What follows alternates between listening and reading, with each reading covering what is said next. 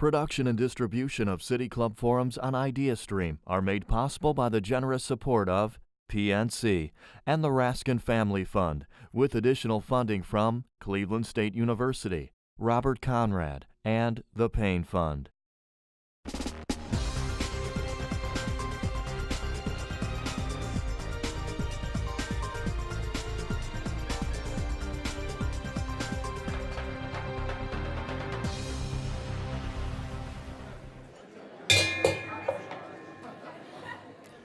God, that was fun doing that. Good afternoon and welcome to the City Club of Cleveland.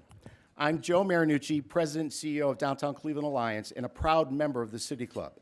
It is my pleasure to introduce you to today's speaker, the 2016 Chairman of the Board of the International Economic Development Council and the President and CEO of the Greater Richmond Partnership, Barry Matherly.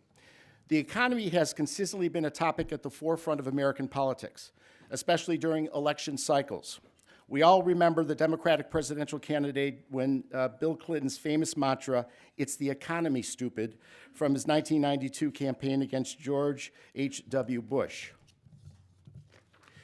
Nearly 25 years later, not much has changed. According to the Pew Research Center, 84% of the people say the economy is a very important issue to them, while Gallup puts this figure at 86%.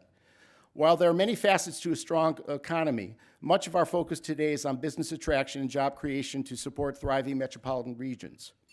How do we create an economic development strategy focused on a strong urban core that provides access and opportunity across all demographic groups? In this context, Mr. Matherly joins us today. He is the 2016 chair of IEDC, a nonprofit, nonpartisan membership organization serving economic developers with nearly 5,000 members. We wish it was 50,000. IEDC's strategic focus includes globalization, sustainability, entrepreneurship, and economic restructuring. IEDC works with communities and economic development organizations to weave these core topics into economic development initiatives such as community revitalization, business development, and job creation and retention strategies. As a past chair of IEDC, I can attest to the historic leadership that IEDC has brought to economic development at the local and national levels. This fall, by the way, 1,500 economic development professionals will gather here in Cleveland at IEDC's annual conference. At the conference, we'll also celebrate the 90th anniversary of the economic development profession. When IEDC isn't keeping Mr. Matherly busy, he also serves as president and CEO of the Greater Richmond Partnership, an organization dedicated to business attraction and retention in the Greater Richmond area. Previously, Mr. Matherly served as senior vice president of business development for the Greater Richmond Partnership. He was hired by the Lincoln Economic Association in North Carolina, where he served as executive director. He also spent time as the director of economic development for the communities of Goochland and Pulaski, Virginia, did I get those right? And the special projects manager and economic development assistance center at Virginia Tech University. Mr. Matherly has a bachelor's degree from James Madison University and master's degree from Virginia Tech University. He is also a graduate of the Economic Development Institute at the University of Oklahoma and a recipient of the Robert B. Cassell Leadership Award.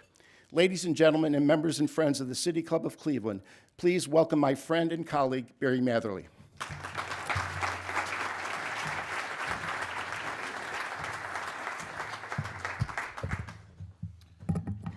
Well, good afternoon. You know, it didn't catch me when I first sat down, but this is one heck of a mural over here on the side. I'm going to have to get something like that in my office.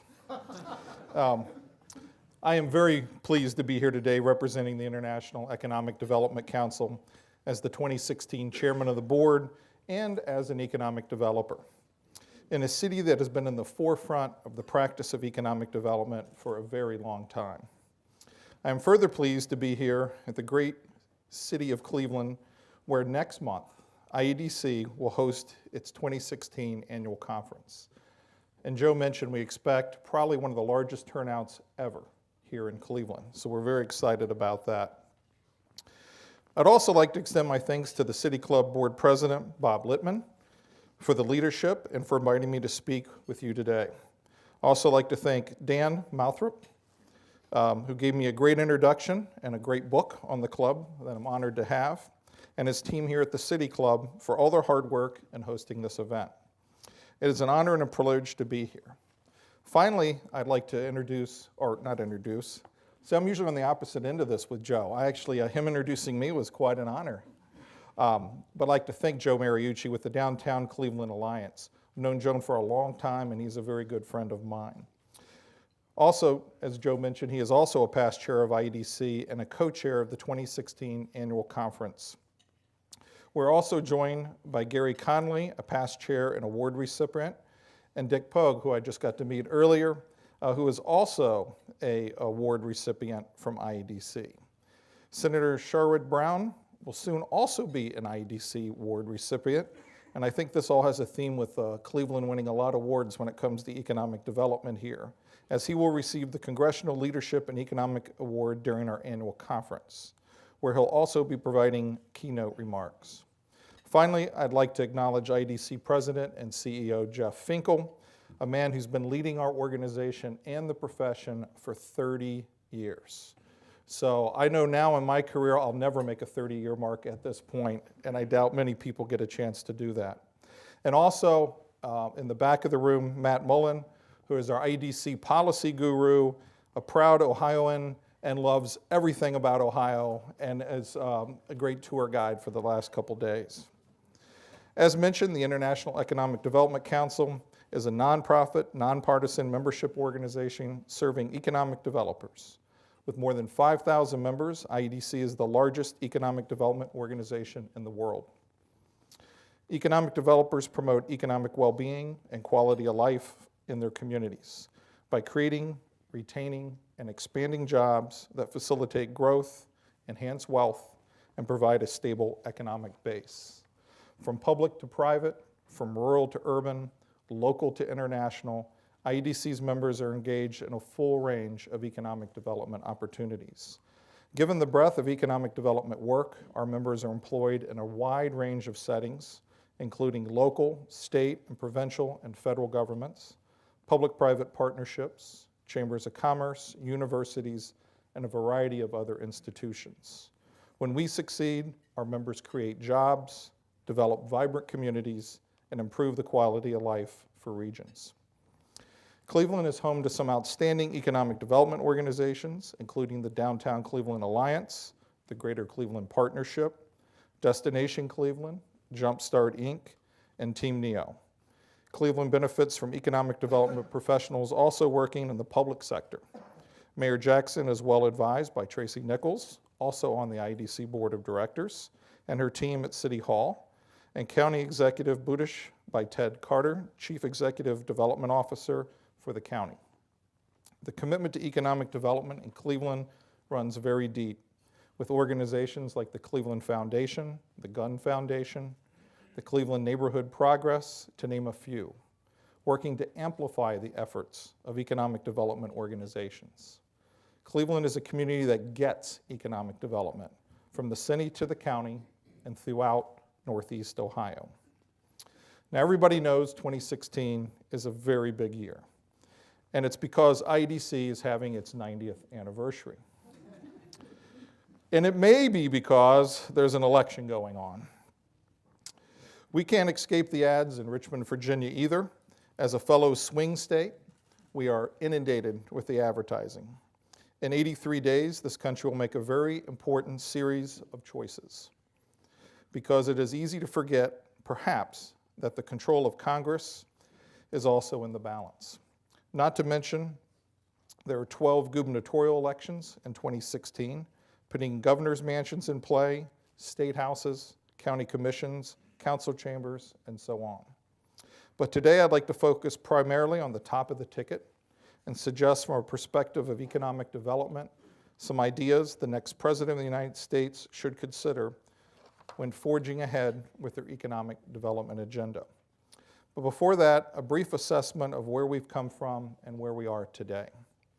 The Great Recession decimated many communities as millions lost jobs, homes, and in some cases both. By all reasonable indicators, the economy has recovered and continues to show positive signs of growth. We have 6 years of private sector job growth, an auto industry that has added tens of thousands of jobs, unemployment rate under 5%, hourly earnings up 2.6 in 2016, and 843,000 more manufacturing jobs today than just back in 2010. It has been hard work getting here and not without sacrifice. There is currently cause for optimism, if not celebration, but we must remember that we have much work to do, not just to continue the recovery, but to sustain our growth in the future and create more resilient economies. Consider these insights. The economy would need to add between 7.5 and 10 million jobs just to get back to the pre-2006 employment levels, despite the fact that we're in the midst of the greatest economic expansion since World War II. After recovering from a negative 2.8% growth rate in 2010, the GDP has remained flat comparatively at a disappointing 2.43% in 2014 and 2015. And 93% of US counties have yet to recover to the pre-recession economic levels. And let me say that one again. 93% of all US counties are not back to the pre-recession employment levels. I would propose the following as a broad framework for the next administration to put the country on a stronger, more sustainable path to economic success. Creating a dynamic workforce system that meets the current needs of business and anticipates future needs. Overhauling the nation's infrastructure to ensure a timely and cost-effective flow of goods, services, and people. It's the circulation system of our economy and a connection to markets near and far.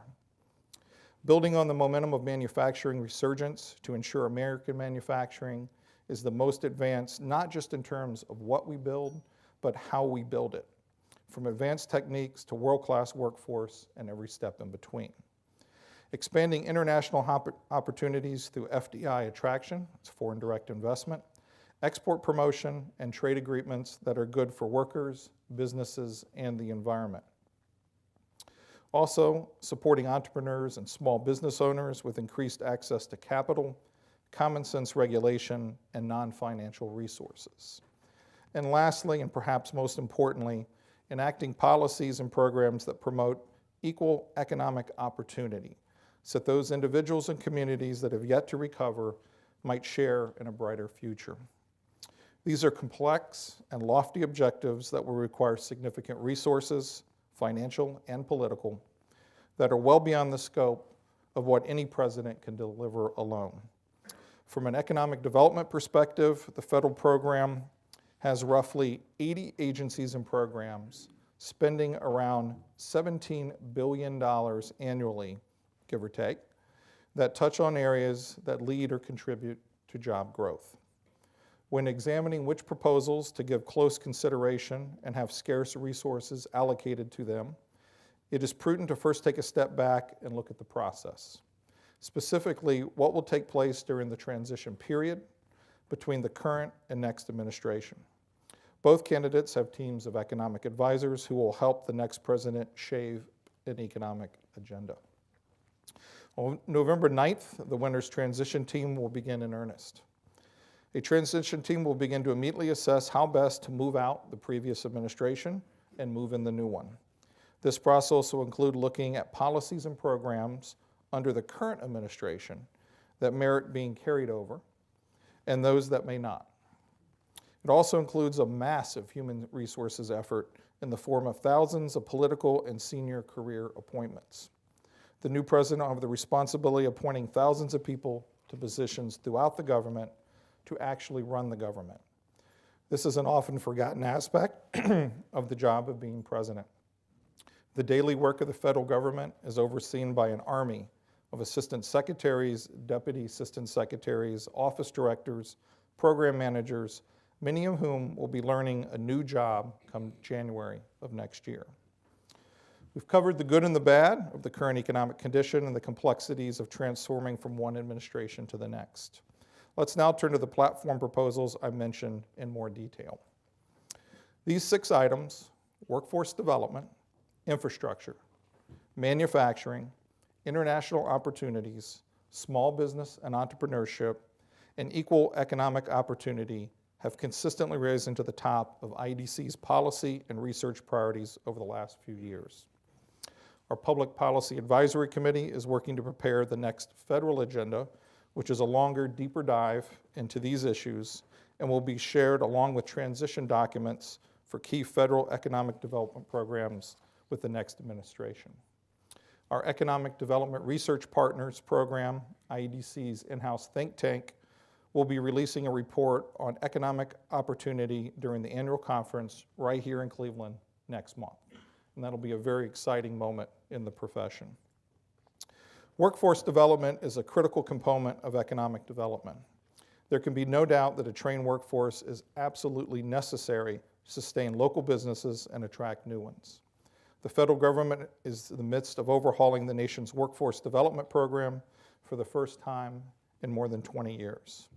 Congress passed the Workforce Innovation and Opportunity Act in 2014, and the Department of Labor, the lead federal agency on WIOA, as it's referred to, has been in the process of implementing it since then. WIOA took the number of steps in the right direction. In particular, economic developers were pleased to see the inclusion of economic developers on state and local workforce boards, written into the statute, and a requirement at the local and regional level to align workforce plans with regional economic development strategies. It's a forceful acknowledgement of the practical connection between workforce and economic development. The next administration should continue to encourage close collaboration between workforce and economic development professionals and organizations. While WIOA encourages collaboration, it does not always require it, instead using language that presents it as an option. We encourage the execution of the option wherever possible. WIOA further reestablishes federal funding for state-specific initiatives, if those states are meeting the core requirements set forth in the legislation. Every effort should be made to assist states in meeting their core requirements, as the funding for state-specific workforce initiatives is critical. The funding allows governors and local officials to design and implement cutting-edge workforce programs that can address very specific local workforce needs, programs that would almost certainly go unfunded otherwise. It is also important to note that WIOA is authorizing legislation, not appropriating legislation. Congress must act annually to appropriate and implement WIOA, and we encourage the next administration to include funding to authorize levels at their budget requests. Congress and the administration are currently in agreement on restoring 4 full-year Pell Grants, allowing students to access vital aid to continue their education during the summer months. Pell Grants are particularly important for students in career and technical education, institutions that are working towards certifications and degrees such as Associates in Advanced Manufacturing, training and degrees that are in very high demand currently. Full-year Pell Grants would support faster training and allow higher graduation rates for exactly the type workers our economy needs right now. The next administration should aggressively support full-year Pell Grants as a bipartisan, low-hanging fruit priority in the early days of the administration. Manufacturing is on the rebound in the U.S., but we're still millions of jobs behind where we were before the Great Recession. There is a myriad of reasons why manufacturing got behind, and a myriad of ideas of how to get it back to where it was once before. Overseas labor and energy were cheap, so companies left. The global economy tanked, and the demand for goods plummeted, further deepening the downward spiral of the manufacturing industry. And then, as the smoke began to clear, companies began returning to the U.S., and a new term started appearing in the press, in academic research, and political speeches: reshoring. It seemed like we might actually get it all back, and we may still. Manufacturing has the ability to dramatically impact the well-being of local communities, regions, and entire states.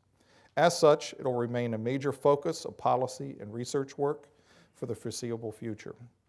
The current administration has placed a great deal of emphasis on supporting existing manufacturers, reshoring manufacturers, and the creation of new manufacturers. This is essentially an all-of-the-above approach that we encourage the next administration to adopt. Create environments that support and grow manufacturing through competitive tax policies, robust workforce development strategies, and a culture of innovation. An excellent example of the all-of-the-above approach is the National Network for Manufacturing Initiative, NNMI. NNMI is a program designed to bring together industries, universities, local, state, and federal agencies to spur manufacturing innovation and also to translate it into American jobs. NNMI has so far attracted over 1,000 companies, universities, and nonprofits as partners in this initiative. The federal government has already committed over $600 million to 9 awarded institutes, which has been matched by over $1.2 billion in non-federal funded resources from across industry, academia, and state governments. With multiple innovation hubs already established and many more announced, the millions invested toward the collaborations are already generating benefits to U.S. manufacturers. The very first institute in the network is actually here in Northeast Ohio, about an hour or so east of Cleveland. The National Additive Manufacturing Innovation Institute, or America Makes, has used the federal investment of $50 million to leverage local, regional, and national resources, advancing 3D printing and additive manufacturing. In only its third year, America Makes is researching ways to accelerate 3D printing, speed, and metals by a factor of 10. It is partnering to provide over 1,000 schools with access to 3D printers and has launched a workforce training program to give over 7,000 workers the fundamentals of 3D printing. The Institute is also attracting investment in November of 2015, when GE announced a $32 million investment to open a 3D printing research facility in the region. The next administration continue to support this initiative like NNMI as a common sense move that leverages private sector resources with federal dollars. The strong manufacturing sector will coincide with strong innovation ecosystems, strong workforce systems. There is a third piece to the manufacturing puzzle, though, and it needs immediate and sustained attention from the next administration, and that is infrastructure. There is no debate in Washington that our national infrastructure is in a state of deep disrepair. No one disagrees that a massive, sustained investment is necessary not just to repair and maintain our current infrastructure, but to build new highways, bridges, railways, ports, canals, mass transit, energy grids, and broadband connectivity. Congress has acted in recent years to address parts of the nation's infrastructure. Congress has also passed a mixed bag of key infrastructure legislation in the last few years. While advances have been made in important areas such as environmental reviews, project selection, and long-term authorization bills, the most critical area remains largely unaddressed, and that is funding. The various trust funds responsible for financing the nation's infrastructure, maintenance, and expansion are insufficient at best and frequently insolvent. Accordingly, the top priority of the next administration related to infrastructure must be identifying and implementing a permanent funding stream. Suggestions have ranged from increasing the gas tax, which hasn't been raised since the early 90s, to creating a national infrastructure bank, to leveraging public-private partnerships to construct infrastructure, and many, many more ideas. There is no shortage of ideas out there how to pay for these things. And I won't stand here and try to tell you that one idea is better than the other.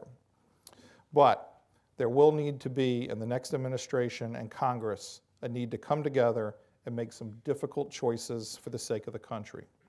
Success on this issue will be the result of true leadership.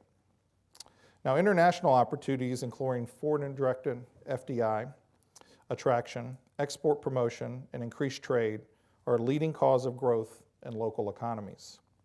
The Bureau of Economic Analysis has reported that in 2015, another record-setting year for FDI. So with companies that are majority foreign-owned businesses, created 6.4 million jobs, had $57 billion in R&D funded in this country, and $425 billion in exports. Economic developers and communities, large and small, have begun to look beyond their borders to find new investors and businesses. For some, this has been a standard practice for years, while others have more recently added FDI attraction to their toolkits. What has been clear, though, is that in the wake of the Great Recession, we will need to expand the market for investors and buyers to one on a global scale like we never have before. One of the most significant contributors to these efforts has been Select USA. The U.S. Department of Commerce's Select USA program, the country's investment promotion initiative, was re-energized in 2011 to facilitate and coordinate FDI attraction across the federal government. The data, training, and funding streams available from Select USA and other programs are powerful tools that economic developers can use to attract FDI. Select USA has been essential in capitalizing FDI as a significant source of jobs, downstream spending, tax revenues, and increased clustering efforts. FDI can also bring technical knowledge and international exposure to a community. Recognizing these benefits, governments at the state and local levels are increasingly relying on Select USA to pursue their FDI. My own community has just had the pleasure of hosting Select USA Executive Director Vinay Thumalapalli yesterday. And if you haven't met him, he is a marvelous person, a wonderful speaker, and just very down to earth, and very excited about his belief in the strength of the U.S. economy. We have enjoyed an incredibly strong working relationship with Vinay in this program, and we are hopeful that the next administration will pick someone as dedicated, knowledgeable, and energetic as Vinay has in the past few years. The Select USA program receives no annual appropriations and is not authorized program by statute. Accordingly, its operational costs come from the International Trade Administration's annual appropriation. This is not an ideal operating situation for our nation's investment attraction program, and a far, far cry from what other countries allocate to their investment promotion agencies. Earlier this summer, legislation was introduced in Congress, the Select USA Authorization Act of 2016, that's S3097, that would make the Select USA program permanent and open the possibility for it to receive direct appropriations in the future. Supporting Select USA and this legislation is a top priority for our profession, and we are encouraging the next administration to support it as well. It is worth noting that the program enjoys bipartisan support in Washington and across the country, making the legislation an excellent opportunity for early aisle-crossing action over the next few months after the election. Small business and entrepreneurs are also a critical part of our national economy. In the years since the recovery began, access to affordable capital has remained a top hindrance, in particular for minority and women-owned businesses. While traditional sources, such as those available through the SBA's 504 and 7A programs, remains an option, many have found it difficult to get the approvals and terms they can live with. The next administration must make it a priority to use the resources of the federal government to support small business and entrepreneurs. Luckily, there is one such program already in place that has the potential to do more good. The Small Business Jobs Act of 2010 created the State Small Business Credit Initiative, that's SSBCI, to strengthen state programs that support small business and small manufacturers. SSBCI is designed to help spur new private sector lending or investments in small companies by leveraging the federal support offered by the program.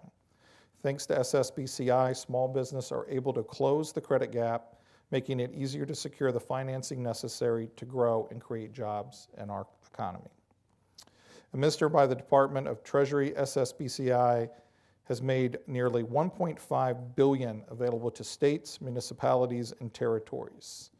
The funding has been used for programs to leverage private lending capital to help finance small business manufacturers. These efforts have proven very successful and should be continued. Through April 2016, participating states expended $1.3 billion and spurred more than $6.4 billion in private sector lending and investment. That means they were able to generate $8.15 in private sector lending and investment for every dollar of federal funding. In addition, that helped create and retain 141,000 jobs. I think I'd like to share an excerpt from a draft of a soon-to-be-released report on economic opportunity that I mentioned earlier. For many Americans, the year since the end of the Great Recession has not been kind. The recovery, slow, weak, and uneven, hasn't felt like much of a recovery for many people, and in some cases, for entire communities. Economic opportunity, or rather its absence, has become a national conversation. Today, unlike ever before, people of all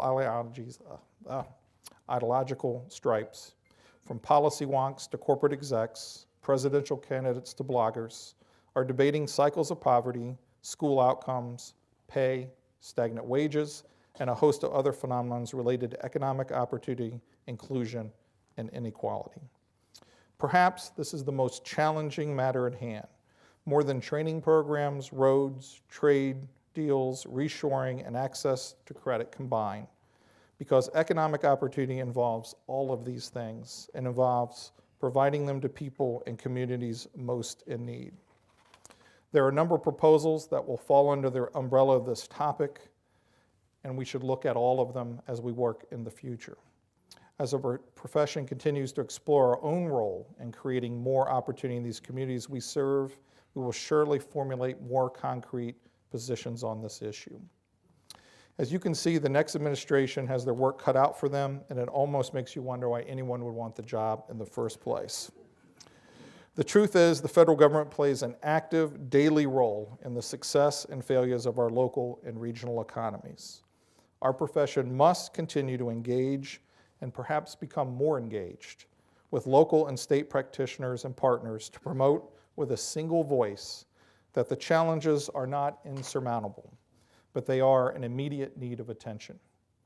As we progress towards November 8th and beyond, let us continue the conversation, let us keep talking, and let us keep listening. Before concluding, I'd like to think it would be appropriate to acknowledge a man that played an important role in the lives of Clevelanders, Ohioans, and economic developers throughout the country. George Voinovich recently passed away, and there have been many, many tributes to him. Senator Voinovich dedicated his life to public service and sought office to improve the lives of those he served. IEDC recognized his service and leadership in 2010 by presenting him with the Congressional Leadership and Economic Development Award. It is my hope that whatever candidate wins in November, they will rise to the level worthy of the recognition and an honor that has been bestowed on Senator Voinovich. Thank you for being here today. Thank you for supporting a continued civic dialogue, which on the very important issues facing our country that we need to work together. On behalf of IEDC and its members, thank you in advance also for hosting us next month, when instead of just 4 or 5 of us, we hope to bring 1,500 of us back to Cleveland to learn, to debate, and also to have a good time. Thank you.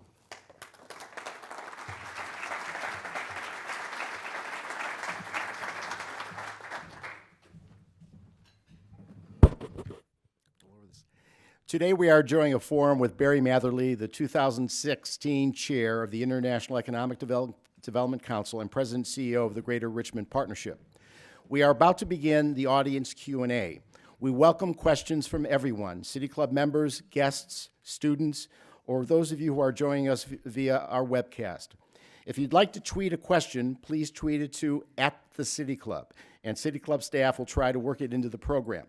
We want to remind you that your questions should be brief and to the point, and actually, by the way, they should be questions. Holding the microphones today are Content Coordinator Teddy Eisenberg and Director of Programming Stephanie Jansky. May we please have the first question? And let me mention also, I mentioned earlier Jeff Finkel is here.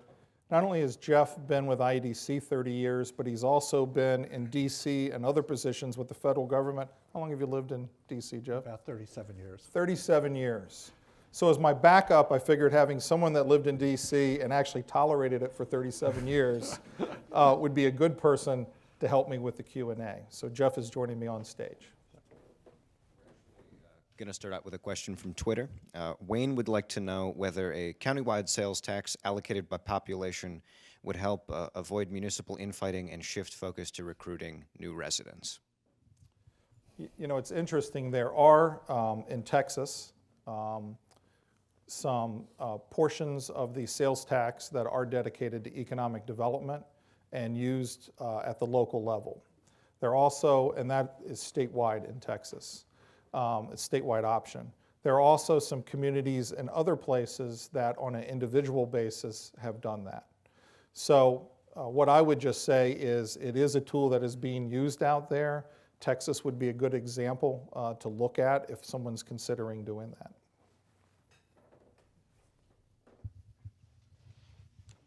Don't take the microphone. I have a question about brownfields. We've seen both state and federal funding been cut quite a bit for brownfields. Cities like Cleveland that have a manufacturing legacy are continually looking for sources to try to return land to productive reuse. Is that part of the platform that you're talking about?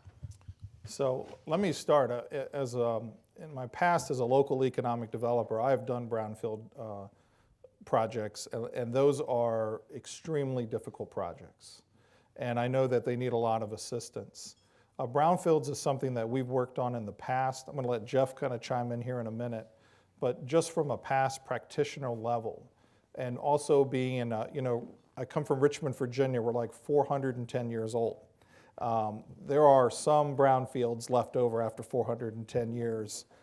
As long as the hipsters haven't converted them into apartments these days. But I think that is a key program for land, because one of the big things we run up against in economic development is the need for sites and infrastructure. And the good thing about brownfield sites is the infrastructure is already there and in place, which is a huge cost savings and a huge start. And then typically those sites are in key strategic places in our communities also. So I'm very supportive of those efforts, and I think it's a great that we look at that. What we are trying to touch on here today, and I think manufacturing is where a lot of that brownfield legislation comes in, is we try to just pick one program out of each of those 6 priorities that we were focused on. But as we said, our public policy committee will have a document that is much greater expanded than this as we move through the next couple months. Jeff? So, Tracy, if I were to answer that in a political way, I would say it's too bad the brownfield program is at EPA, because the Environmental Protection Agency is the third rail of politics in Washington, D.C. anymore.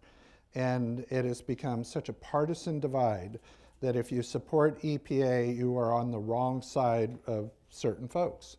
And so EPA is being starved to death for resources in a whole variety of places throughout the agency.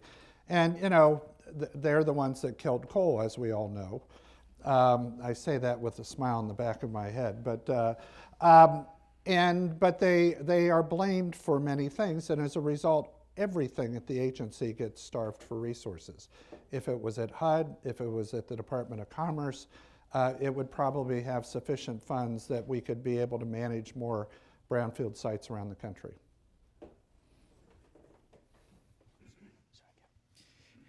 Barry and Jeff, thank you so much for joining us today. I have a question that picks up on a thread that was mentioned yesterday at our forum on Public Square around public transportation. You may have caught wind of there's a big debate about whether or not to actually to let buses through Public Square as the square was designed, or whether to close it off permanently. I don't want you to weigh in on that.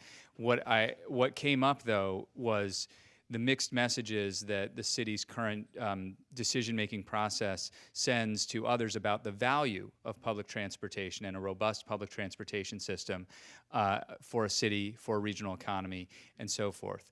you both sit with a 20 to 30,000 foot perspective, and you understand how different regions invest in public transportation and the impact that has.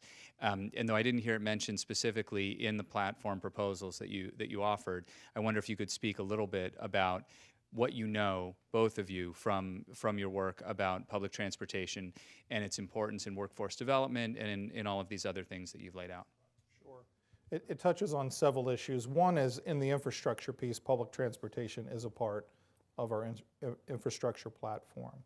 I think the other thing is that in the economic equity, where is a kind of a new horizon for us at IEDC, one of the big things that we're dealing with is, do you bring the jobs to people? Do you bring people to the jobs?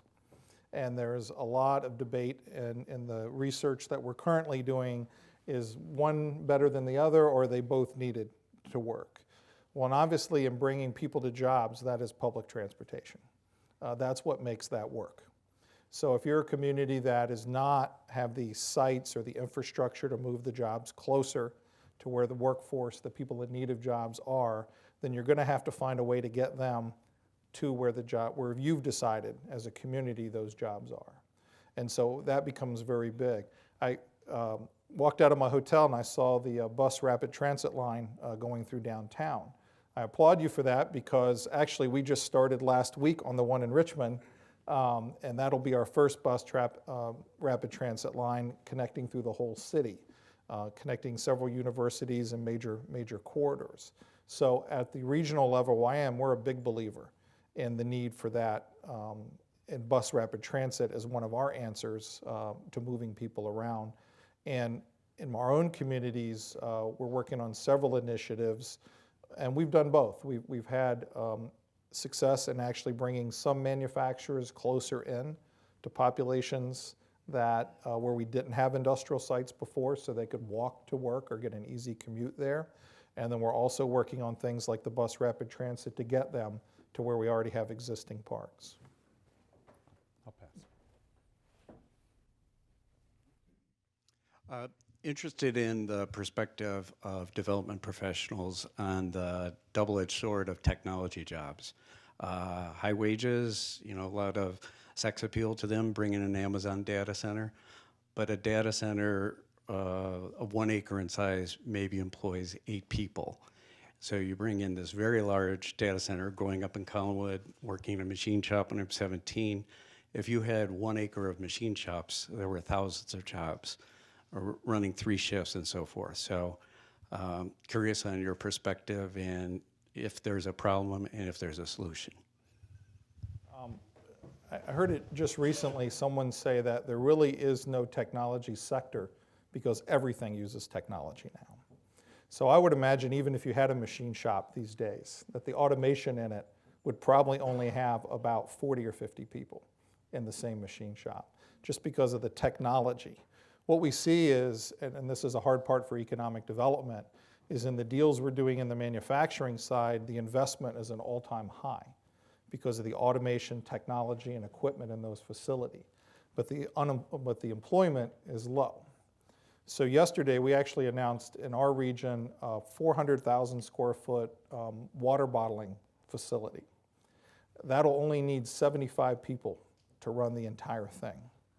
Robots loaded on the line, robots pick up the bottles, robots actually load the trucks. And although I guess it's coming, I'm fearful of the Google will probably then drive that truck with a robot out of that facility one day, and there will be no people from the time that it's made to the time that it gets to a destination. So let me address it from the public policy point of view. I think there are 2 public policy questions we're going to have to ask ourselves in the future. One, as economic developers. In the past, the economic developer has always been rewarded for bringing in higher wage jobs with a lot of benefits. Is that dynamic going to get reversed on us? And are we going to be rewarded for bringing in lower wage jobs where there are more people employed? I'm not sure we've seen communities start to practice that, although I do have one example. The city of Baltimore wanted to be the first city in the country to bring back a television, now this was a few years ago, manufacturing facility because they wanted to have an assembly line with lots of people working on it at low skills. The second policy question that what you said and what Barry emphasized or gave examples to is 10, 20 years ago, are we going to pay people not to work?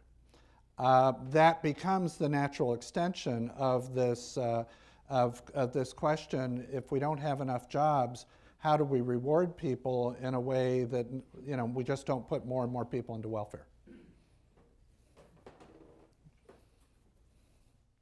Thank you. I'd like to ask about infrastructure. So infrastructure spending traditionally is thought of as constructing new roads, new lines, connecting new places. But one of the challenges that we face in urban core areas is outdated infrastructure, lack of funding for operation and maintenance, and then additional costs from deferred maintenance. So can you talk a little bit about how your proposed programs for infrastructure investment would help address those legacy costs? So here is my belief of either of the next two presidents, or next president of the two candidates. In the first week almost of the Obama administration, they tackled medical care and new ways of financing insurance, Obamacare, whatever you want to call it. If I had to guess, and I've heard this from a number of Hill staffers, that maybe the first piece of legislation, the first appropriation, the first budgeting that would come out would have to do with infrastructure funding. Our infrastructure is in that bad of a place that it may absorb all momentum out of the first part of the next administration because it has been neglected for such a long time. And now, who knows? If it does happen, you can say you heard it here first. But that is, there's a large belief that that is the first thing that has to be tackled. Hi, guys.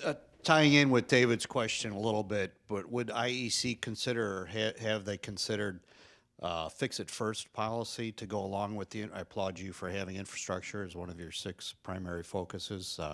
Would you consider a fix-it-first focus to go along with that? Fix it first versus building new. Is that what? Right. Yeah. Once again, we have not worked out the full policy statement. I know one of the things that we get into is we've got rural versus urban too. And when you look at the 93% of communities out there, there's a lot of rural communities that need core infrastructure. Part of our infrastructure also includes fiber optics, which are critical for anyone doing business anywhere in the U.S. So I think there's a balance there that we'll have to look at as we kind of move into the policy paper. Yeah, I mean, the traditional debate, Vince, that you're talking about is, there are a lot of highway companies that want to build new highways, and then the urban infrastructure ends up being badly beaten up over the years, and I'm sure that will be a huge debate in new places like Nevada, California, Arizona, which are still expanding. They're not going to want to fix it first. The Northeast Midwest, where winters are particularly rough on infrastructure, you guys are going to want to fix it first. So it puts us as a national organization in kind of a tough spot. But there's still, you guys probably have more votes than the Sunshine State still, and so you just have to convince your congressional delegation. Yeah, from Kansas City and Northeast, there's still probably a preponderance of congressional delegations. Yeah. So I think you have a lot of great ideas, and I think you've got a big fight ahead of you from what I can see as we think about what works at the local, regional level. What thoughts have you given to how the federal government and states can align in a better way to support economic development? Pick any of the initiatives, but when I look around, I see all kinds of misalignments now, and I see where that's going to even get more divided as we move forward. Why don't I pick one and then you pick one? Okay. So I think when I mentioned earlier that I was very excited is the Select USA. which is actually in the past in the US, so we were the only industrialized nation without an FDI component at the federal level. So it was thought that every state kind of fending for themselves, and you know, that works to a point. Select USA has been a great effort that works in conjunction with the states, and the states have responded. If you go to the Select USA conference, it is heavily attended by the states, by regional, by local economic developers, because they believe in that program, because they have actually set it up as a service model to the states and localities and regions. So I think that's where they got it right, where they actually have a federal voice out there in Select USA promoting the entire United States with other countries promoting themselves as a whole.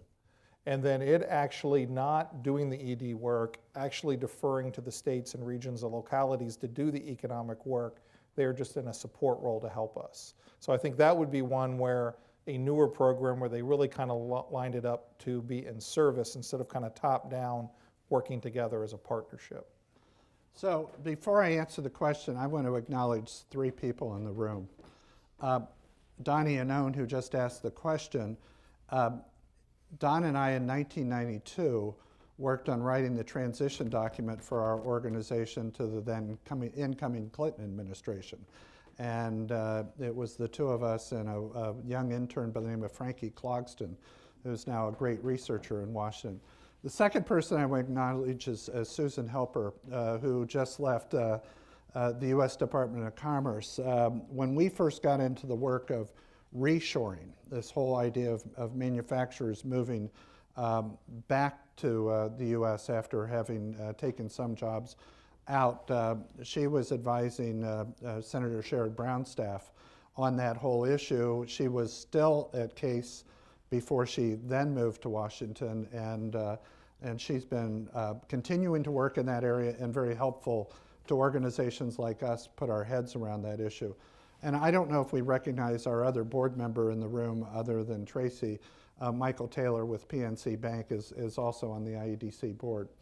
But in my dreams, Don, I don't dream this way, but I would love to see the federal government and the states, and this is not a board policy, by the way, get to some reasonable notion of what all of these tax incentives are.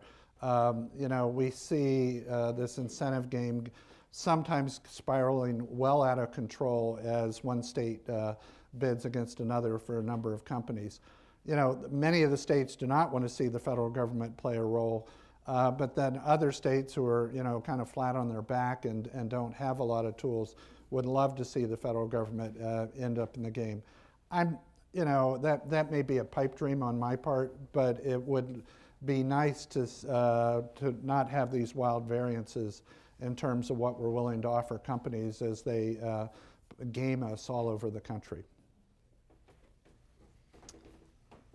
Barry, Jeff, welcome back to Cleveland here. Infrastructure seems to be a topic there that we've been talking about, so I have a question. So a couple years ago, Atlanta made a decision to move their ballpark 20 miles outside of the urban core, which seems to be the complete opposite of what's happening. But even if they fund this ballpark, you're going to need infrastructure, new infrastructure, you know, in the greenfield. So if you look at repairing some of the old infrastructure and what we need to do, you know, and what they're doing, of course, then they'll go to the state or the federal government to pay for a lot of that. Is that something that what's your comments on that particular case, you know, for this ballpark that was built in 1996 and is going to be demolished? That's an issue. IEDC for a long time had a conference, If You Build It, Will They Come? The role of convention centers, stadiums, and arenas in economic development. You know, to understand these major league owners and the decisions they make, you'd have to be a much smarter guy than I would to even get your head around that. But that goes against what we've been seeing mostly around the country. Now, football stadiums, who cares? Because they only, you only fill them 8 to 12 times a year. You only have, you know, 8 or 9 home games plus The Pope doesn't show up all that often, and the Beatles don't have many reunions, so you can't fill those facilities. Baseball stadiums, hockey, basketball have enough dates that they can be real core to an urban fabric, and the spinover in terms of food and beverage and other expenditures can be quite high. So that, what Atlanta did is kind of contrary to what we're seeing. Baltimore brought theirs central, Washington, D.C. built their central, Washington brought the Caps and the Wizards back downtown. I mean, as you look across the country, most of the decisions have been to bring those facilities that utilize a lot of nights. But Buffalo moved their football facility significantly out of downtown, and that ends up being a big unused space, so that doesn't really hurt a community, in my opinion. And let me just add to that, I was in San Diego recently, and they have their baseball stadium that they put downtown in a district that has seen phenomenal growth. And the great quote I heard there is, don't think of it as a baseball stadium, think about it as an anchor for a 20-block redevelopment project. And that's how they approached it, and that's how successful that has been there.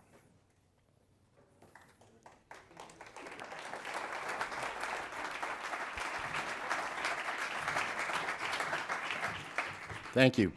Today at the City Club, we enjoyed a forum with Barry Matherly, the 2016 Chair of the International Economic Development Council and President and CEO of the Greater Richmond Partnership.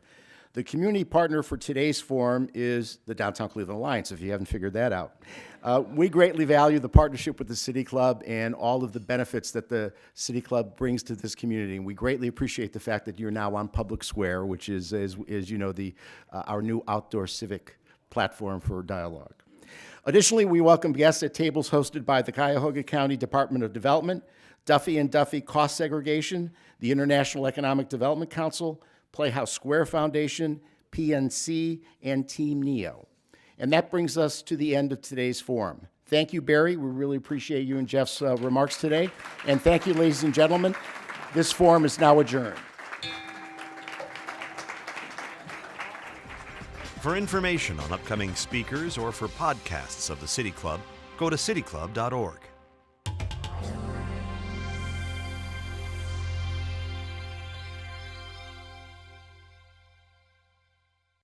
Production and distribution of City Club forums on IdeaStream are made possible by the generous support of PNC and the Raskin Family Fund, with additional funding from Cleveland State University, Robert Conrad, and the Payne Fund.